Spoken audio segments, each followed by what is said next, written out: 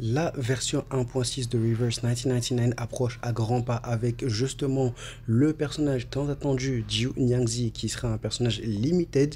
Certainement, beaucoup se posent la question de savoir s'ils auront le temps de stacker pour ce personnage-là, mais également se demandent si il est intéressant d'aller chercher Spato Dea ou d'autres personnages en sachant que Jiu est en approche rapide. Donc, cette vidéo va tout simplement servir comme d'habitude à vous exprimer le nombre de clear drop que vous pourrez aller chercher sur cette mise à jour 1.5 qui arrive la semaine prochaine les amis, pour vous préparer soit à aller chercher Spato Dea sur la version 1.5 qui arrive, soit pour stacker tout simplement pour aller chercher Jiu ou peut-être même les deux si vous avez déjà quelques économies actuellement. Donc on va essayer de speedrun un petit peu la vidéo les amis. On se retrouve tout simplement avec le code live mage habituel qui va nous donner 120 clear drop lorsque la mise à jour va être faite également. On aura ensuite les compensations de maintenance qui vont s'élever à hauteur de 420 clear drop normalement. Encore une fois, on se retrouve avec les dailies comme à chaque patch. Les dailies, je les compte parce que c'est vraiment une ressource. C'est quelque chose qui va vous apporter sur le long terme beaucoup de clear drop. On est sur un niveau de 3780 clear drop sur 42 jours. Donc 90 clear drop pendant 42 jours. Donc n'hésitez vraiment pas à les faire chaque jour. Ça prend pas de temps du tout.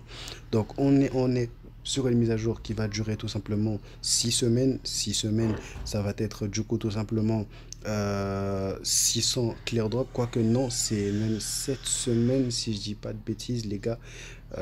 Attendez.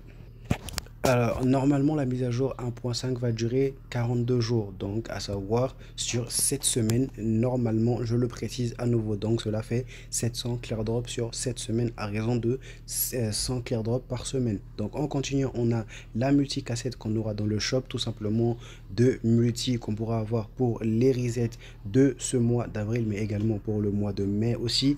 Donc 3600 clear drop, évidemment, si vous avez déjà récupéré celui d'avril, bah, tout simplement ne le comptez pas, et je pense que la plupart l'ont déjà pris, mais c'était quand même bon à savoir pour quelqu'un par exemple qui vient de commencer le jeu aujourd'hui. Donc c'est une information précieuse à avoir. Donc on continue tout simplement avec les lampes qui subiront 3 rotations normalement, voire 4 selon les jours exacts. Peut-être qu'on aura la mise à jour, ce sera en début de semaine. Donc si vous arrivé à speedrun, vous pouvez ajouter au-dessus de ça tout simplement 600 clear drop supplémentaires, ce qui va vous faire 2400 clear drop sur 4 rotations.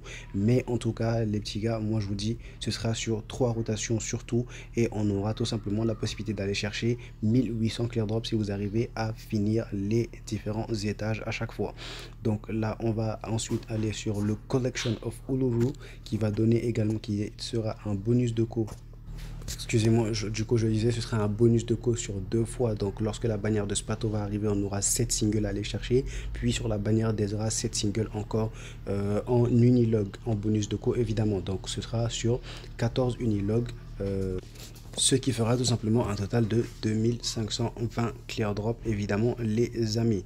Donc ensuite on va entamer maintenant tout ce qui va être event de la mise à jour. On a vu tout ce qui va être tout simplement les trucs habituels qu'on a à chaque patch. On continue tout simplement avec l'event story qui va nous donner 600 clear drop, puis la difficulté hard de l'event story qui va nous donner également 600 clear drop.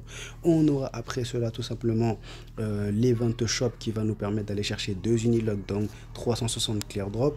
Ensuite, on aura un mini-event Reunion of Fires qui va nous donner également 240 clear drop. On continue avec As the Driven Snowfalls qui va nous donner 240 clear drop également. Ensuite, on continue avec Blazing RPS Arena, donc 210 clear drop aussi. Harvest Season qui va être un mini event également qui va nous donner 210 clear drop également. Dev Broadcast Rewards, ça c'est le Dev Broadcast, on l'a déjà eu, c'est qui nous a permis tout simplement d'aller chercher 120 clear drop. Donc pour ceux qui ont déjà eu qui sont au courant de la chose, bah, ils ont déjà normalement entré les 120 clear drop. Vous l'avez eu par messagerie évidemment. Donc là, celui-là, on l'a tous récupéré, mais je le compte tout simplement comme une récompense clear drop de la version 1.5 étant donné que ça a un rapport avec la mise à jour 1.5 évidemment. Donc ensuite, Letter from the Attic qui va être également un tout petit event qui va nous donner 60 clear drop également.